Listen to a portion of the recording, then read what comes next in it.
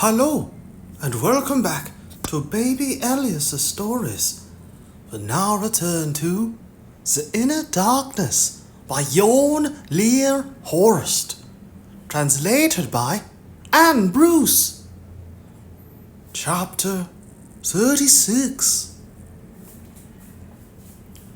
The main item on the radio news was that Tom Kerr was still at large.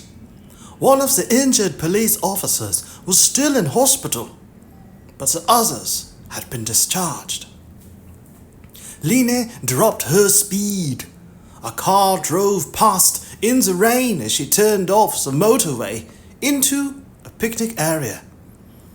She needed a source inside the police, someone other than her father, someone who could speak a bit more openly. Not Adrian Stiller either. Someone like the injured policewoman, in fact. She did not know her name. Adrian Stiller had introduced Line to the other police officers and explained her role to them, but they had not introduced themselves to her. She did not think the name had cropped up in the minibus yesterday either. She could look through all the video footage to listen out for it, but another idea had occurred to her. The unknown policewoman had mentioned a previous placement in Larvik during her practice year. When her studies were over, she had worked in the north of Norway for a couple of years. Now she had a temporary post back in Larvik. Line took out her phone and ran a search in the Østlandsposten newspaper. Every autumn, the local paper ran a story about the new intake of student police officers, usually assembled for a group photograph in front of the police station. When she found the photo she was looking for, she enlarged each face in all the rows of students. In the third row, number 4 from the left, she found the face she was looking for. It was a few years ago now, but the young recruit was unmistakable all the same. The caption gave her name as Maren Dorken. A further search this time in the phone book produced one result. Maren Dorken, resident in Hammerdalen. Line was familiar with the address. An apartment block only a few hundred meters from the police station. Line sent her a text message explaining who she was and hoping that she was making a good recovery, before going on to say that she had video footage of what had happened. If Maren was amenable, Line could call in on her to let her view it. There was no answer. Line fired up the engine and drove out onto the road again. The rain was pouring down now, pelting the windscreen and reducing visibility. As she turned off the motorway down towards Larvik, her phone beeped. Glancing at it, she saw there was a message from Maren Dorken, short and succinct. "I'm on sick leave. You're welcome to drop by." She had added her address. 10 minutes, Line replied.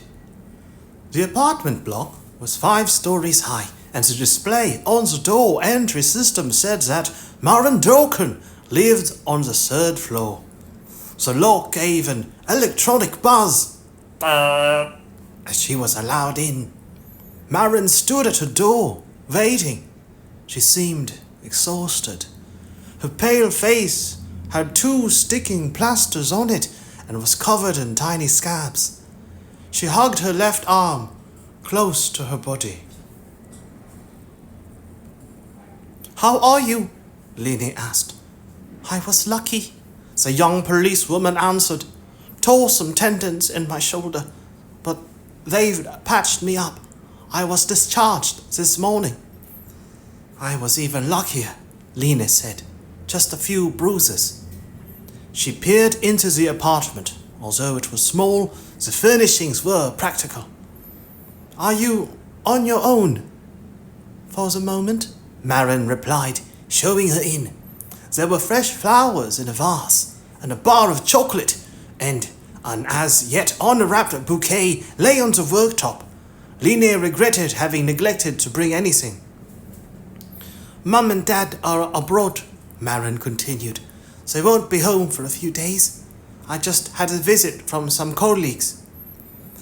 Did they say anything about Kerr? Lier asked.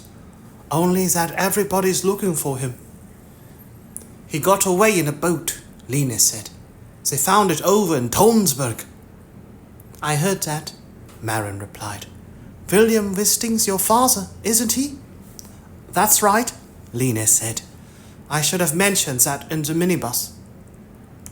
Can I offer you anything? Maren asked, suggesting tea or coffee. No, thank you. Please don't trouble yourself, Lier replied. They sat down on a settee, and Lier took out her laptop. Have you seen anything? She asked. I've sent the files over to the police. Maren shook her head. There's to be another press conference on Friday, she answered. Maybe they'll show some of it then. Lier put her laptop on the coffee table and explained about the documentary film project. The arrangement is that I can use the footage when the court case is over, she said. Of me too? We'll edit out anyone who doesn't want to be included, Lier went on, but held back from asking Maren if she would consider taking part. It was too early for that. Are you ready? She asked instead as she pushed the cursor over to the play icon. Maren grabbed a cushion with her uninjured hand, placed it on her lap, and responded with a nod. The recording started with Tom Kerr emerging from the hired minibus with his hands and feet shackled. I wrote my dissertation on people like him, Maren said. Criminals driven by evil. Sadists who take pleasure in the pain they inflict on others.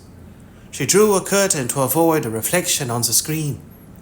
They saw Tom Kerr raise his chin and squint up at the sky. There aren't many like him, Maren Dawkern continued. People who lack any kind of conscience. Are you familiar with this case? Lier asked. I followed the trial, Maren replied. When I was writing my dissertation, I got in touch with one of the forensic psychiatrists who examined him. We have to talk, they heard Kerr say to his lawyer. A discussion followed that ended up with Tom Kerr and his lawyer sitting in the back seat of the lawyer's Mercedes.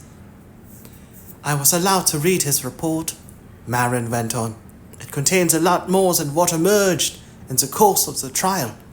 He once tied up a girl who was a neighbour when they were 10 or 12 years old, stripped off her clothes, pulled a bag over her head, and did all sorts of perverted things to her.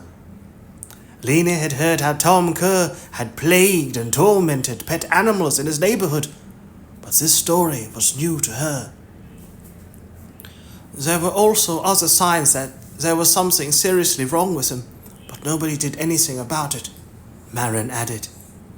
Such as? At junior high school, he sent photos of himself naked to some of the girls in his class, with his face obscured. Dick pics, Lier commented. Maren nodded. Of course, it was before everyone had mobile phones, so they were developed photos printed on paper.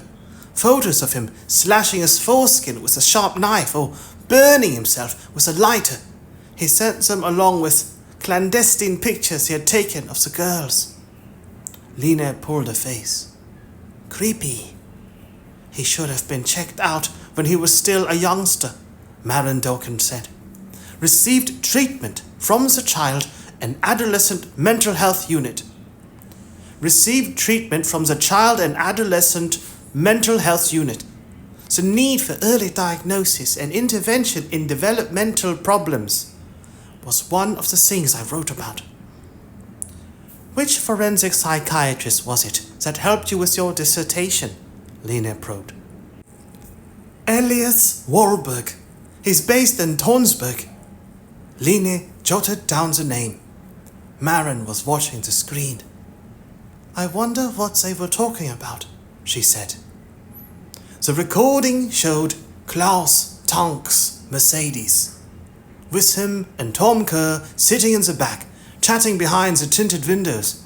Uniformed officers surrounded the vehicle. Maren Dorkin was standing in front of the car and could see them through the windscreen. What did you see? Line asked. It wasn't easy to make anything out, Maren replied. They were sitting in the back seat, you see. Kerr was thumbing through some papers that his lawyer had produced from an envelope. The lawyer was looking away, as if it was something private.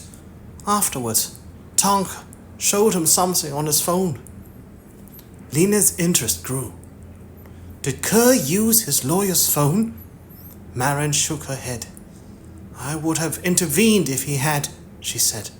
They were just looking at something.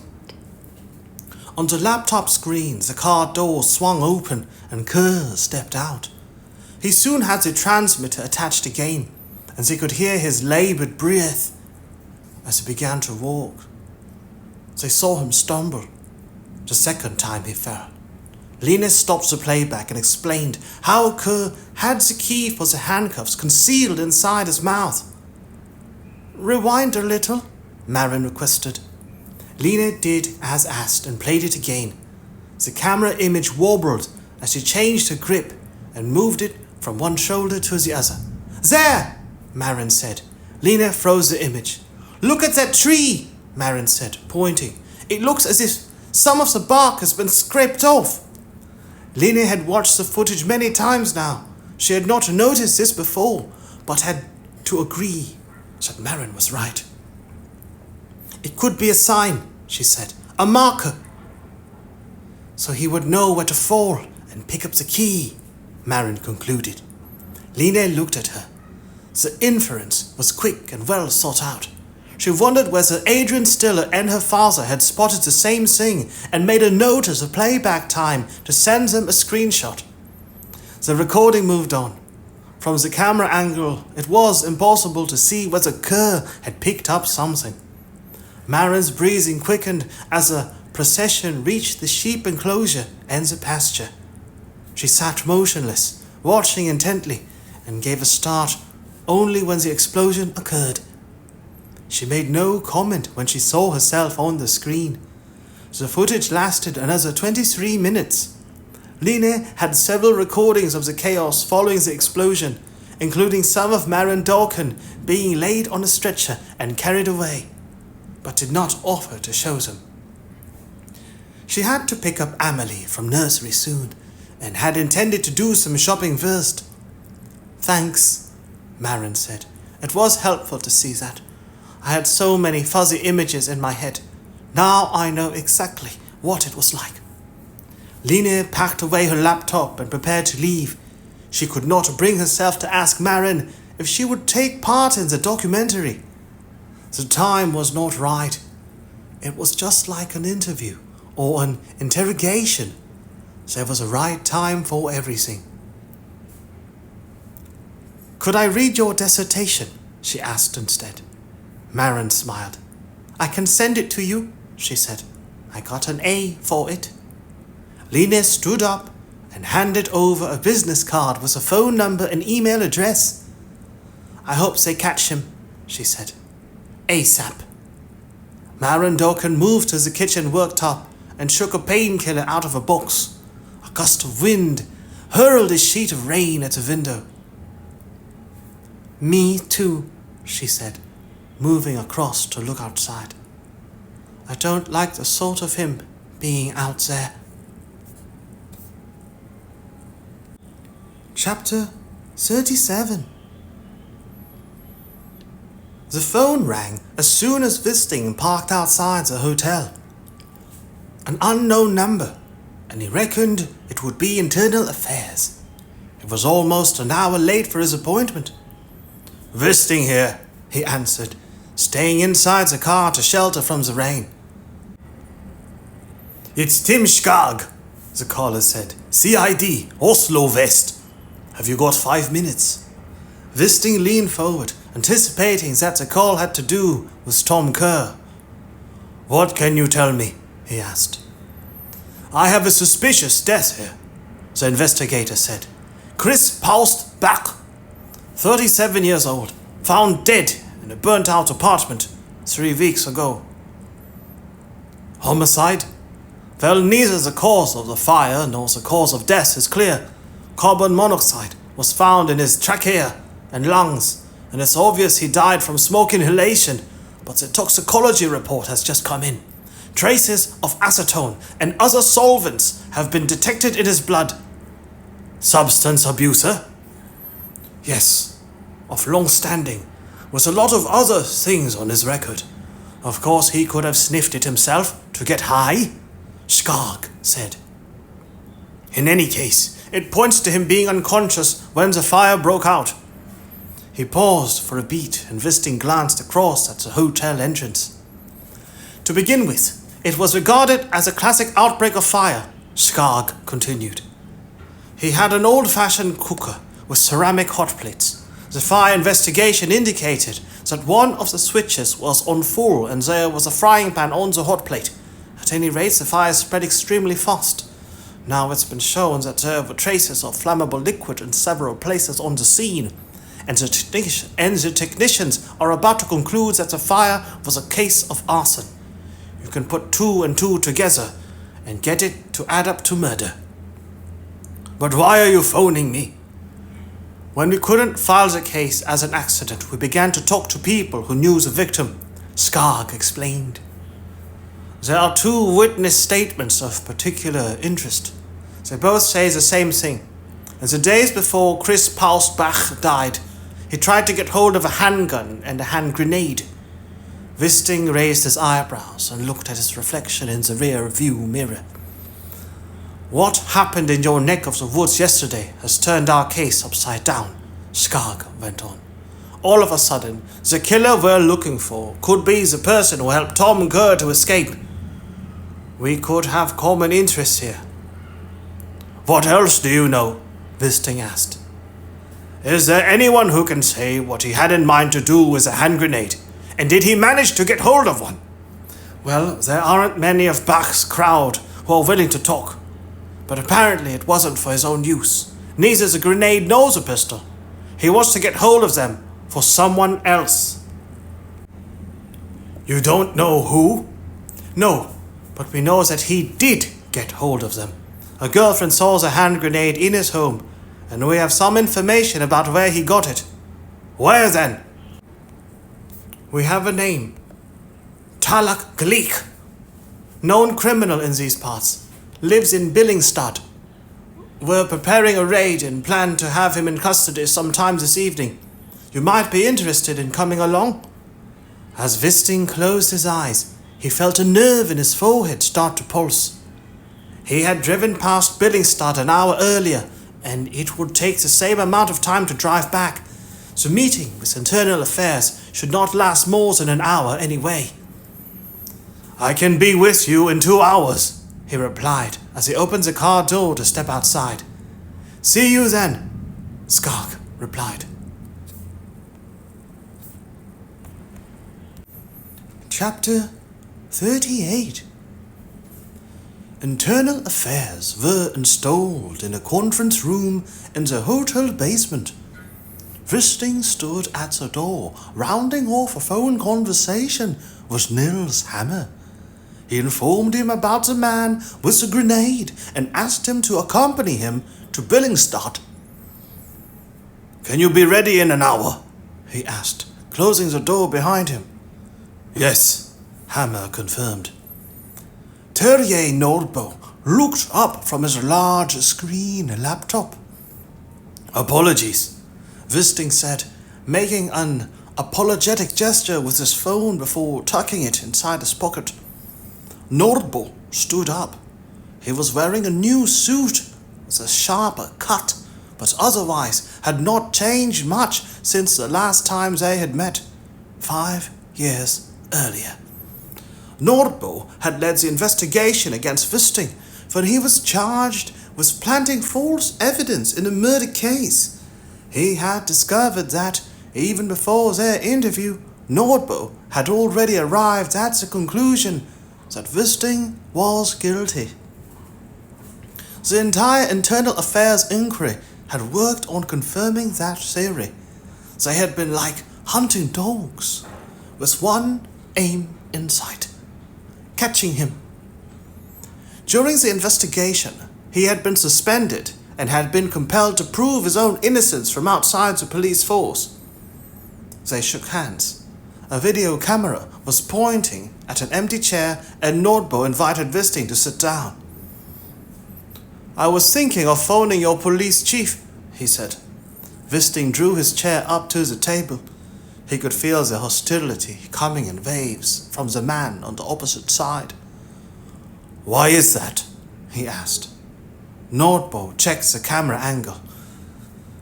"It's unfortunate, to say the least, that you've tried to delay our meeting," he replied. "It's vital that we have clarity about what actually took place yesterday." Wisting shook his head, as if to say that there had been no intention of delaying matters.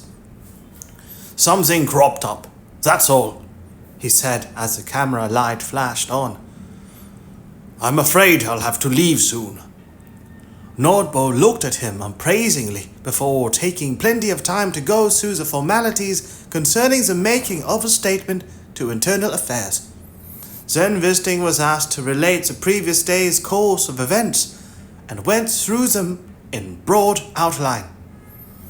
Nordbo did not take notes, but occasionally cast a glance at the camera, checking that it was functioning properly. "Everything was filmed," Wisting said in conclusion. "The video footage gives a good understanding of what happened. Have you seen it?" Nordbo did not answer. "Who led the site visit?" he asked instead. "The responsibility was shared," Wisting replied.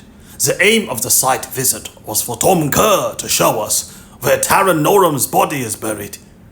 Formally, it's still a missing person case under Oslo Police District's jurisdiction, but this was transferred to Kripos's cold cases.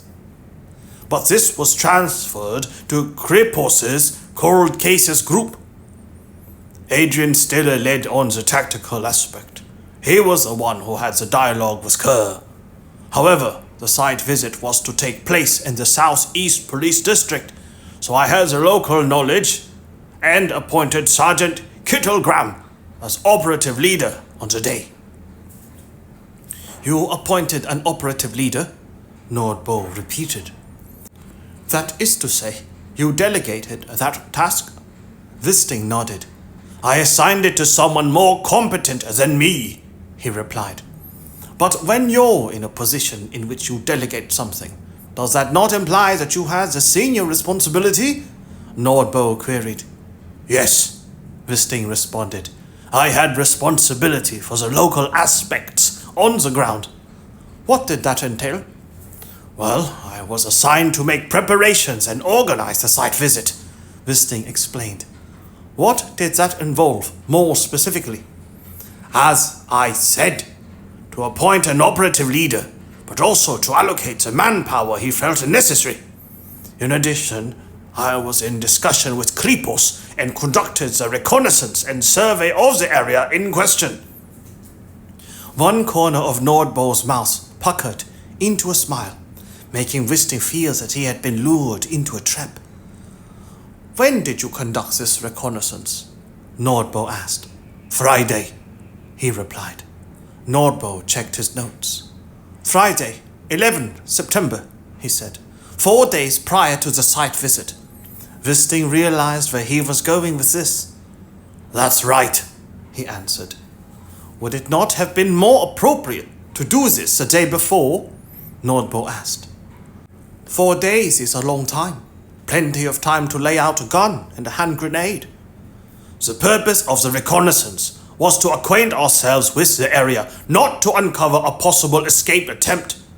In principle, no one should have known where or when the site visit was to take place. There was no one who should have been able to plan an escape. "The facts speak for themselves," Terje Nordbo interjected. Wisting left that unchallenged as Nordbo leafed through to another page of notes. "What measures were taken to prevent an escape?" he asked. "We were superior in numbers," Wisting replied, "and also Kerr's movements were restricted. He was wearing handcuffs and leg irons."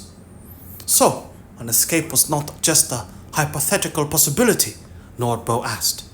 "Even though no one knew of the operation, you still took a number of precautions?" "Of course," Wisting agreed. "You take out an insurance policy, but you don't expect the house to burn down." "Why weren't you armed?" Wisting leaned back in his chair and glanced at the time. "That was a precondition laid down by Kerr and his lawyer," he answered, explaining how the question had been referred to the police directorate for a formal decision. "But you accepted it?" Nordbo asked. "In consultation with Stiller and the operative leader," Wisting agreed. "Would it have been within your sphere of responsibility to have the final word on that?" "It would, yes," Wisting replied, "but the guidance from the directorate was clear. Kerr was shot during his previous arrest. If we had insisted on being armed, the site visit would not have gone ahead." "So it was a chance you took." Wisting sat bolt upright in his chair. "I'm happy to give a statement about the course of events and respective responsibilities," he said. "Others may well judge my decisions. I'm used to that. I'll make sure there is an inquiry into all the aspects of the site visit, but that will have to wait. For now, my priority is to find Tom Kerr." A slight twitch in the mouth suggested that Terje Nordbo was displeased with this answer. "Who decided to remove the leg irons?" he asked. Wisting took little time answering. This had been a joint decision, but the final word had been left to Kittle Graham. "It was rough ground," he explained. "Kerr had fallen twice. We thought it practical to take them off." "But who took the final decision?" "Kittle Graham." "Wasn't it your suggestion?" Wisting hesitated again. He was unsure what the exact words had been and who had said what. "It was the lawyer who made the initial request," was what he arrived at. "He wanted us to remove both the handcuffs and the leg irons. I suggested that we could take off the leg irons only so that it would be easier for Kerr to walk. But it was Kittle Graham who was the operative leader. The final decision was his." "But you had appointed him, hadn't you?" Nordbo said. "You were his superior officer. Would he have overruled you?" "Yes," Wisting replied firmly. "You're 10 years older than him," Nordbo objected. "You have seniority and authority on your side." "But Kittle Graham had the operative knowledge and experience," Wisting answered. "In any case, I believe it was absolutely the right decision and have no problem taking responsibility for it." They continued in this vein. Nordbo had several questions about the way Wisting had reacted and behaved after the explosion. "Tell me about the electronic tracker," he said. "It's difficult for me to go into details," Wisting replied. "I wasn't aware that tracking devices had been planted on Kerr until after his escape. It was Stiller who had obtained the necessary permissions and took care of the practical details." "But that led you to believe that Tom Kerr was in the area the whole time?" Nordbo queried. "He was traced to a summer cabin," Wisting said. "Observation posts were set up and preparations made for a raid." "Was immediate action considered?" "Yes, but we reached the decision that it would be tactically wise to wait. It was obvious that Kerr had received help to escape. He would also need help to move on, and we decided to wait in order to arrest both of them." "So that you could apprehend the so-called other one?" "That was the opportunity we saw," Wisting confirmed. Terje Nordbo reshuffled his papers.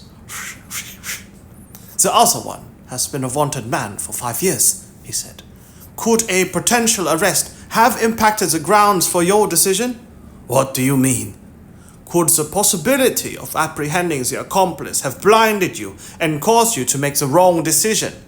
"What wrong decision?" "Well, the internal affairs investigator began. Tom Kerr wasn't in the summer cabin after all. He had moved on immediately. The other one never turned up. Deciding to wait for him simply gave Kerr an even longer head start. From the information we had there and then, it wasn't a wrong decision, Wisting insisted. Also, it wasn't my decision at all. Who was it who took that decision? The chief of police.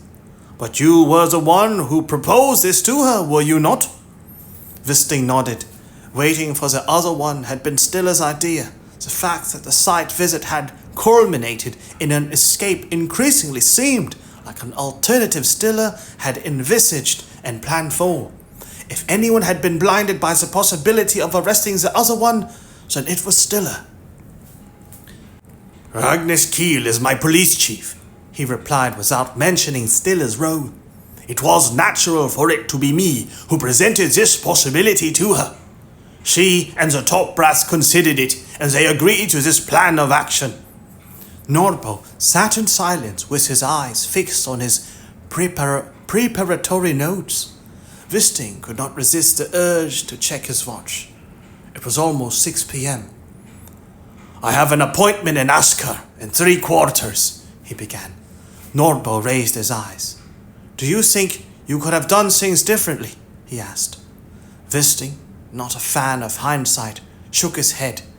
As I explained, there will be a reassessment of the entire incident, he said. Terje Nordbo nodded and returned to the circumstances Wisting had already outlined, posing the same questions in a different way.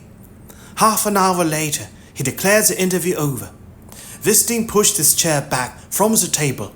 Much had gone wrong with Tom Kerr's site visit, but that did not necessarily mean that there had been any misconduct involved.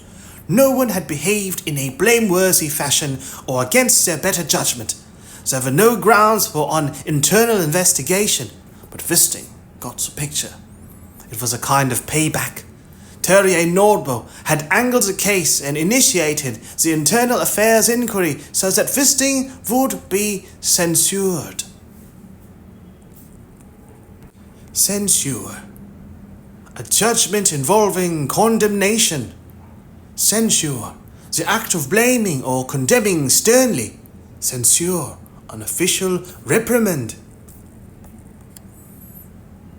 Terje Nordbo had angled the case and initiated the internal affairs inquiry so that Wisting would be censured. You know, there's no need to create a scapegoat, he said. You're right, Nordbo replied as he switched off the camera. You've managed to do that all by yourself. Chapter 39. The pre-arranged meeting place was the car park outside Billingstud School.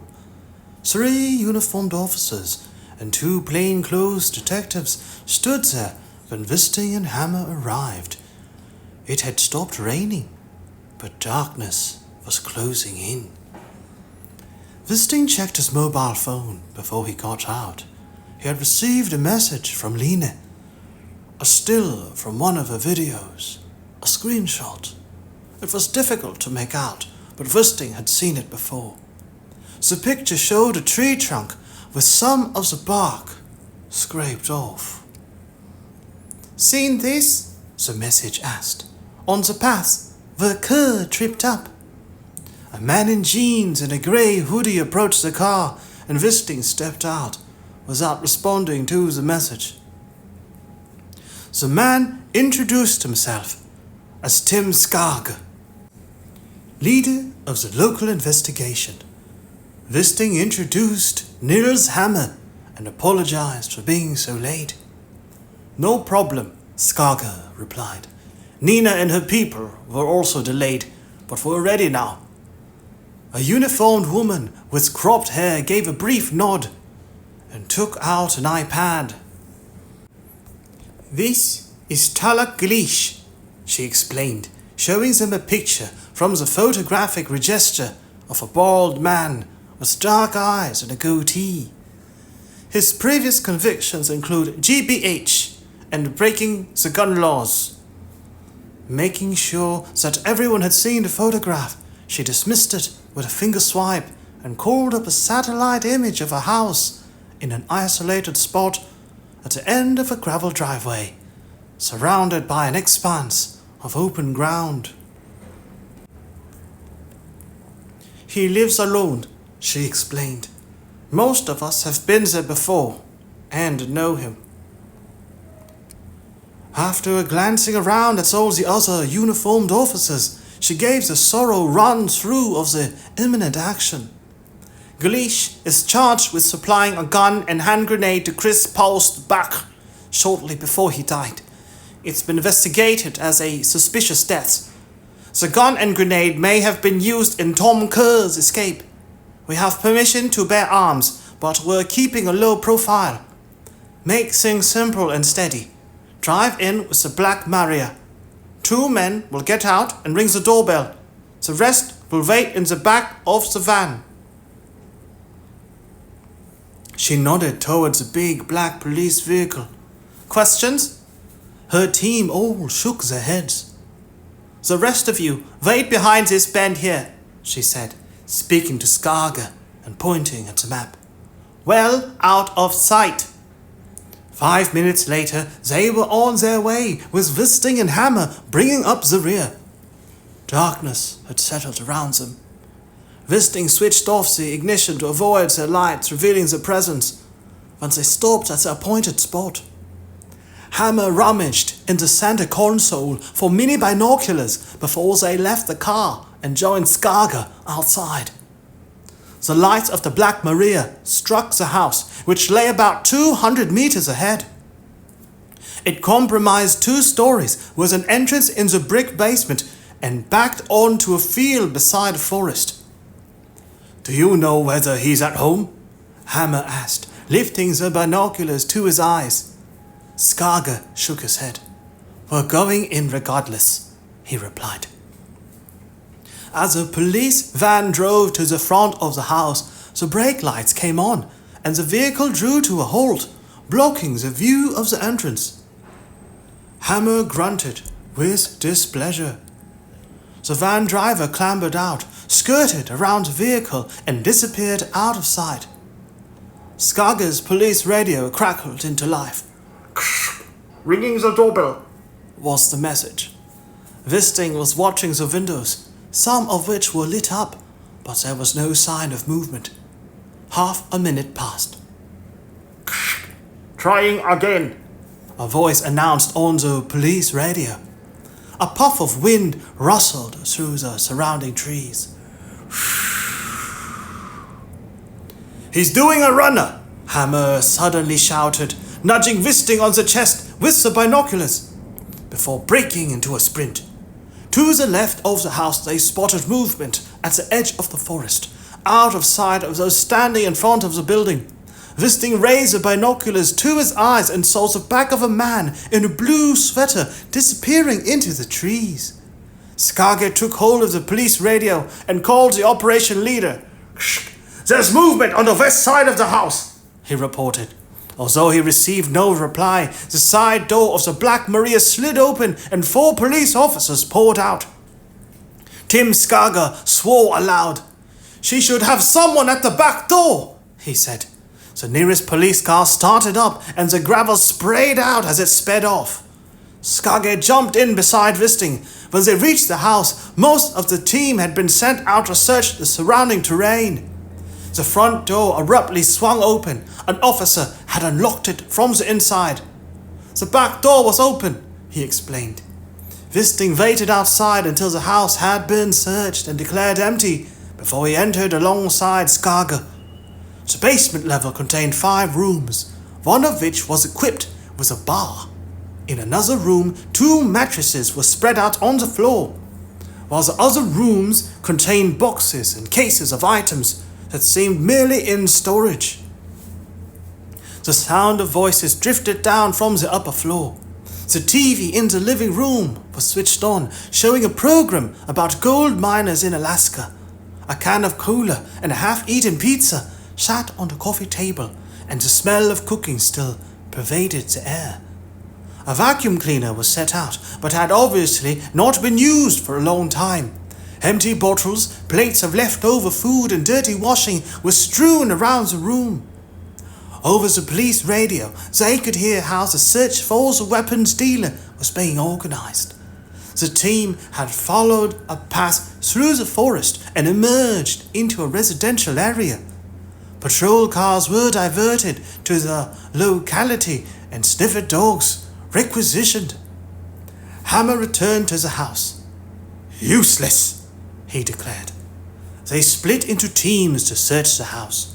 Room by room, they searched for guns, grenades, or something to link Gleish to the dead Chris Polsbach.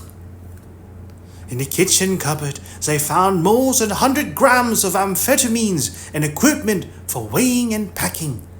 Smaller amounts of hash and various pills were seized as evidence. But it was Hammer who finally found what they were really looking for. A wooden packing case containing 3 hand grenades stashed at the bottom of a wardrobe in the largest bedroom. Hammer had removed it and placed it on the bed.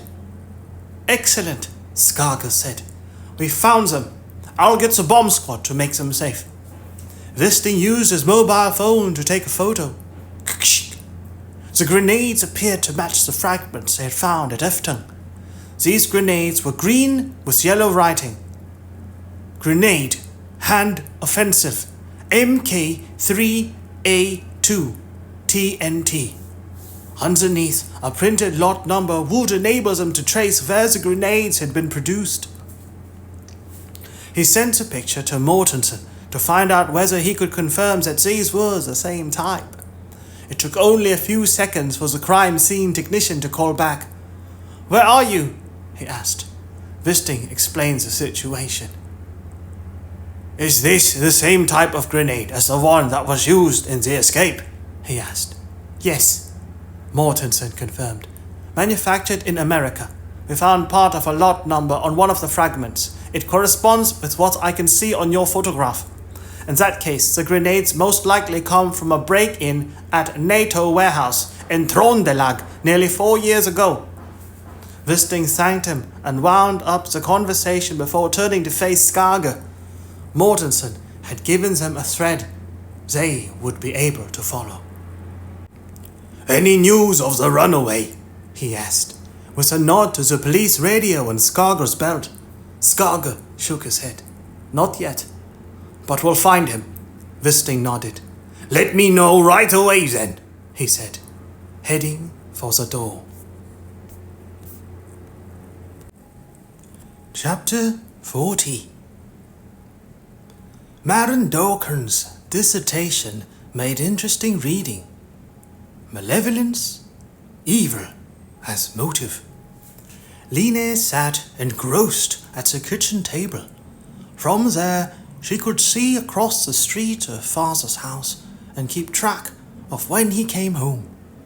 The assignment was theoretical, based on existing knowledge and theories, but containing personal reflection and excellent discussion.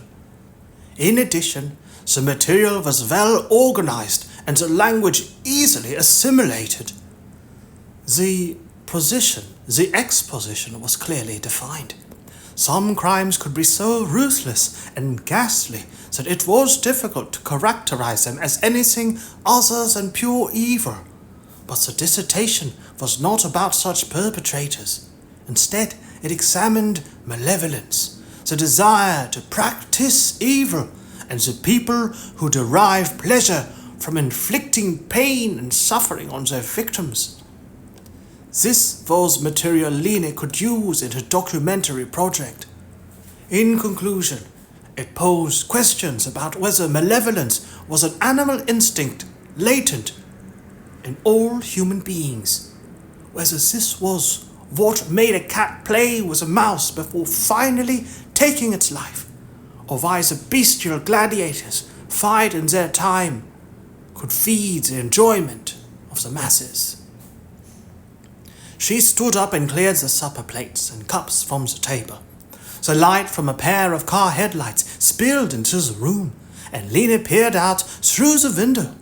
It was her father, and she watched as he turned into his front yard, stepped out of the car, and moved towards the house. Then, seeming to change his mind, he turned and walked down the street in her direction.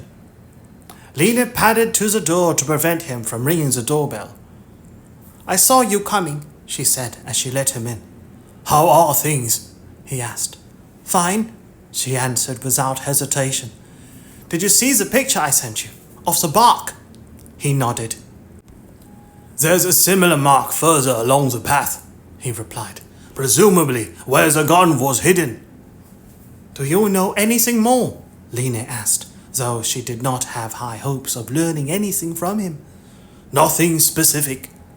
She followed him into the living room. "Would you like anything?" "No, thanks. I was wondering if we could watch the film." "Then we'll have to go downstairs." She gestured towards the basement door. "Is there anything in particular you're looking for?" she asked, moving in front of him. "I'd mainly like to listen," her father replied. "To hear who said what."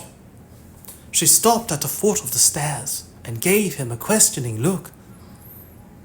"I've been referred to internal affairs," he explained. "They're speculating about who decided to remove the leg irons, among other things." Lena had watched the footage several times now. She remembered a discussion between her father, Adrian Stiller, and the leader of the operation, but not exactly what had been said. "Can't they just watch the video for themselves?" she asked. "They've probably done that," her father answered. "They believe it was my decision, but that's not how I remember it." They sat down at the desk and Lena logged into her computer. She had made a note of the point at which Kerr wiped blood from the scratch on his cheek and licked his fingers clean. The leg irons had already been removed by then. She rewound 2 minutes back and started to play back. Kerr and the rest of the entourage were walking alongside the old sheep fence and came to a halt at the gate. "We go down that way," Kerr said. The camera turned slightly in the direction he indicated with his head. The terrain sloped down to a small stream, and they could see the opening into the woods where Kerr had fled, the spot where the booby-trapped grenade had been placed. "That's far more difficult terrain than where we've been walking so far," they heard Klaus Tank say. Kerr was back in the center of the picture, beside his lawyer. "It's hardly advisable to head off down there with chains on," he continued. "You're risking my client sustaining a serious injury." Wisting leaned forward and turned his left ear to the loudspeaker. Lena turned up the volume. "He does have a point," Wisting said. "We can support him," Graham suggested. "One man taking each arm." "That's pretty awkward," Stiller commented. Wisting turned to speak to Kittle Graham. "Are you comfortable with us removing the leg irons?" Graham nodded and replied, "As long as we keep the handcuffs." "Then we'll do as you both ask," Stiller said. Kittle Graham produced the keys and asked Kerr to loosen his belt. Once the prisoner had complied, Graham unlocked the clamp around his ankle, pulled the chain up through his trouser leg, and detached it from the handcuffs. "Move on," he said. Tom Kerr began to walk. Lena stopped the recording and stole a glance at her father. "Was that how you remembered it?" she asked. He nodded. "My suggestion. Kittle Graham's decision." "I think Stiller anticipated what happened," Lena said. "That Kerr would do a runner?" "At least that there would be an investigation if something like that did happen," Lena replied. "He made sure he'd be in the clear." She rewound a little. "The lawyer maintains that it was inadvisable for Kerr to walk down the slope and ask for the leg irons to be removed." Her father turned to the other two officers. "He does have a point," he said. "We can support him," Graham suggested. "One man taking each arm." "That's pretty awkward," Stiller pointed out. Lena stopped the recording and jumped back 5 seconds. "That's pretty awkward," Stiller said again. So it was impossible to work out to what extent he was supporting Graham's suggestion or felt that it was best to remove the restraints. Lena and her father exchanged looks. He had drawn the same conclusion. Graham was asked whether he was comfortable about removing the leg irons. "As long as we keep the handcuffs," was his response. Stiller raised his right hand slightly as if in cautious warning. "Then we'll do as you both ask," he said, looking straight at the camera lens as if he wanted to be sure that his abdication of responsibility had been recorded. Lena stopped at the playback again. She did not entirely like what she had heard. It proved confirmation that Stiller was not to be relied upon, and she had to depend on him, keeping his promises as far as the documentary project was concerned. Her father ran his hand through his hair. She studied his worried expression. "All the same, they can't blame you for Kerr's escape, surely?" she asked. "Terrier Nordbo has been handed the case," he answered. Lena sighed. "What on earth does he have against you?" "An old grudge," Wisting replied. Lena was familiar with the background. Nordbo had led the investigation at the time when her father had been hung out to dry on the front page of VG and accused of fabricating evidence in an old murder case. It had been an inquiry in which justice and honesty had been overshadowed by Nordbo's determination to win, to have her father condemned. "Shouldn't someone else do it?" she asked. Wisting shrugged. "I can't go around thinking about that," he said. "I've got enough on my mind already." Lena turned back to the screen. The playback was frozen on an image in which Maren Dorkin was the person standing closest to Tom Kerr. "Would you like to watch some more?" Her father shook his head and was about to stand up. "I visited Maren Dorkin today," Lena told him, pointing at the screen. "Did you?" "I spoke to her a fair bit in the minibus on the journey from the prison. I wanted to find out how she was doing." "I should have been there," her father said. The corners of Lena's mouth lifted in a smile. Some of her workmates had already been to see her, she said. "You can't manage everything." "How was she?" "She's damaged some tendons in her arm. She couldn't use it, and I could see that it was painful. But I think she was struggling mainly with the idea that she had let Tom Kerr escape." "She can't be blamed for that," her father broke in as he got to his feet. "No one could have foreseen what happened." "I think it was preying on her mind all the same, what actually took place. I showed her the video footage. I think it did her good to see it." Something occurred to her. "Wait a minute," she said. "I want to show you something." Wisting stayed on his feet as Lena rewound to the point when Tom Kerr and his lawyer sat in the back seat of the lawyer's car. "Maren says the lawyer showed him something on his mobile," she explained. "She saw it through the windscreen." Wisting grabbed the chair back with both hands and peered at the screen. "Do you have a recording of that?" he asked. Lena shook her head. "He didn't speak into it," she rushed to clarify. "The lawyer took out some papers from an envelope and showed him something on his mobile." She saw that this made her father pensive. He was dwelling on the possible significance. "Do you think his lawyer can have been an accessory?" she asked. "That he might have been passing information to Kerr?" "I'll get Maren to write a report about it," he replied.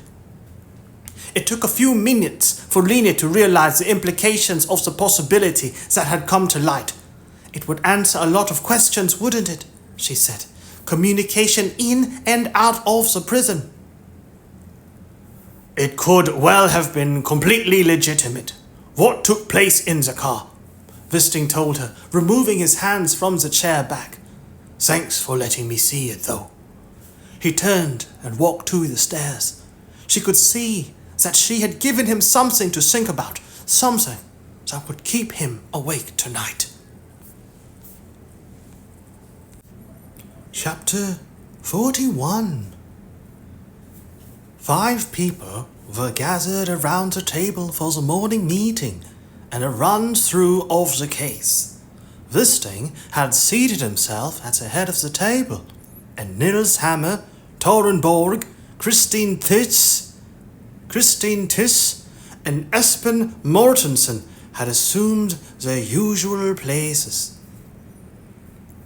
Tore Bergstrand was in surgery yesterday, Wisting began. A muscle in his leg has been badly torn.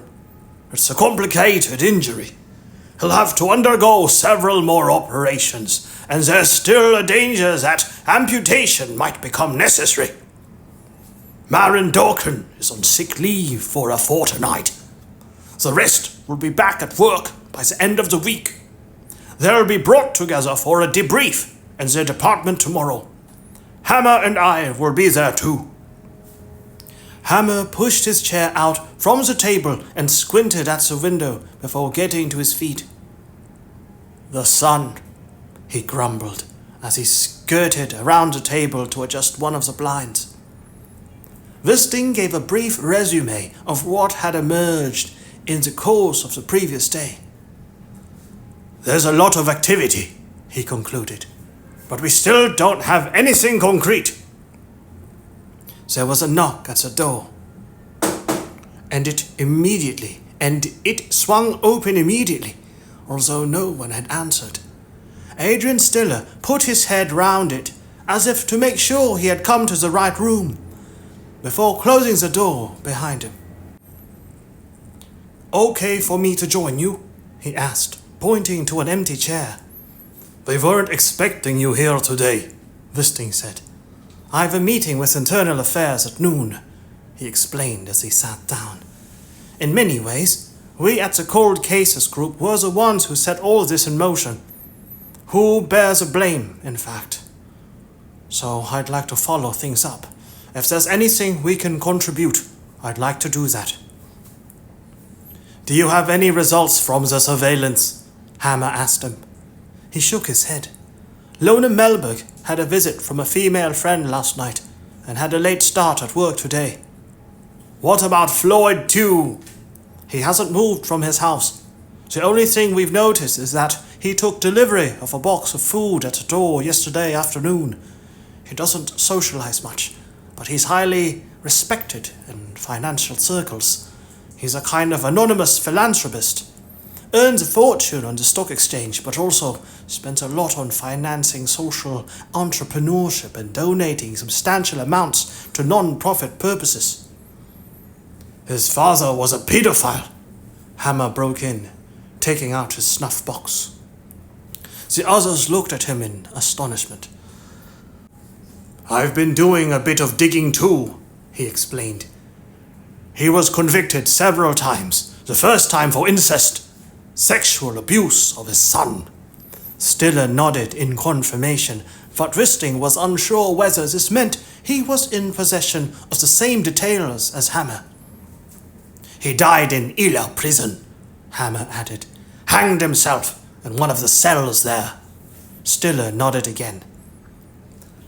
"We're taking a closer look at his movements in the last few days and trying to find someone who knows him who can tell us more."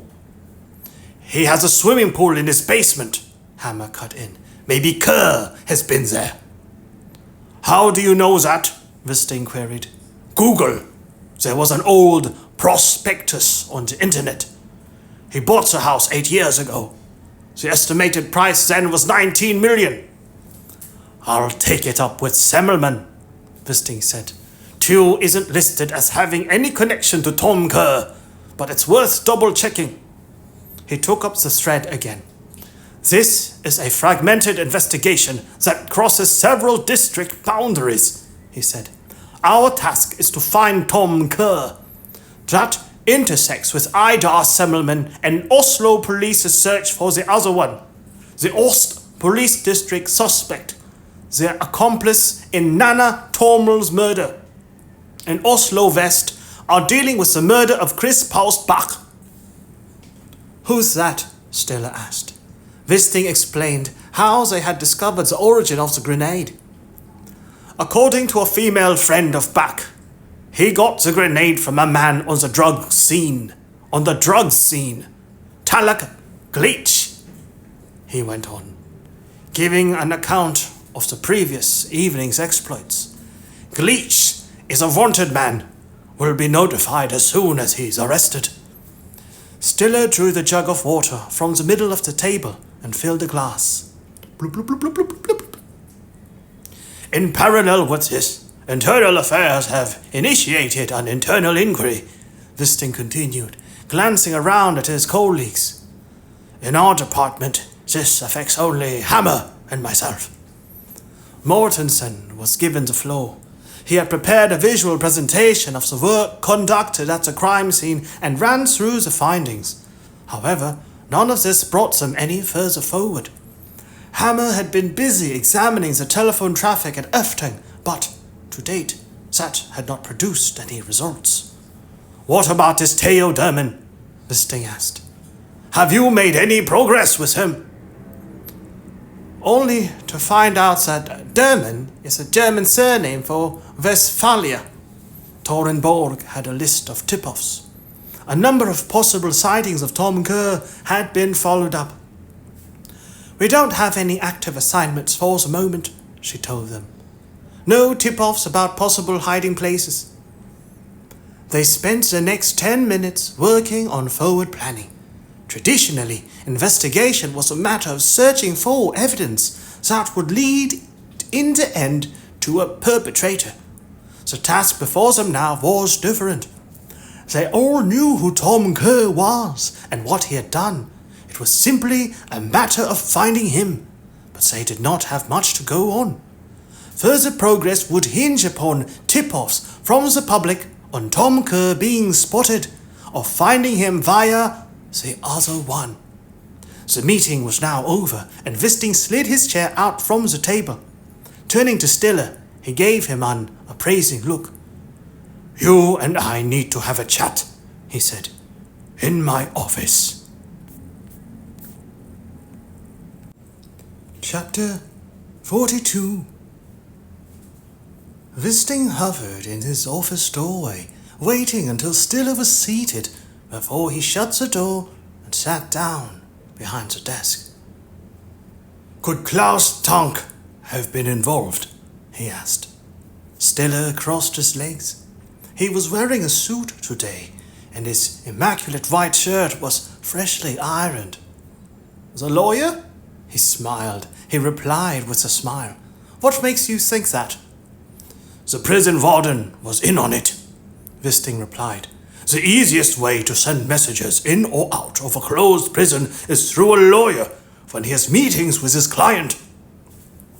But surely it was his girlfriend Kerr used to take letters out for him, Stiller objected. That could just have been an attempt to mislead us, Wisting said. There was no such address. Adrian Stiller looked preoccupied by his own thoughts. Tank has visited Kerr in prison 10 times in the past 2 months, Wisting said, thumbing through the information received from the prison. Kerr was about to make a major decision, Stiller pointed out. He was going to confess to another murder. They had a great deal to talk about, Wisting agreed. The visits had been frequent, both before and after Kerr had begun to spill the beans about the third murder to another inmate. But there was a valid explanation for them. And then I have this, he went on. He pushed the report he had asked Maren Dorkin to write toward Stiller. It was more detailed than Lena's account. Tom Kerr had received papers from a large envelope that Tank had ripped open in the back seat of the lawyer's car. Stiller frowned as he read it. Were you considering speaking to him? He asked. Well, it would be the natural thing to do, Wisting answered. After all, he's the one who has had most contact with Kerr recently. Stiller shook his head. It's all covered by loyal client confidentiality, he said. He won't give you anything. This is Klaus Thunk we're talking about. Wisting studied him, wondering whether he should confront him with what had been said and left unsaid when Tom Kerr's leg irons were removed, but came to the conclusion that he should let things lie. For the meantime, I've already requested a meeting, Wisting explained. Sometimes it's a matter of listening to what's not said. Then you'd better have a plan. A good one. I do. When are you going to meet him? 11 a.m. in his office. Stiller shook his arm to reveal a watch with a large face. Then we'll need to leave now, he said. We? Wisting repeated. Don't you have a meeting with Internal Affairs? They can wait,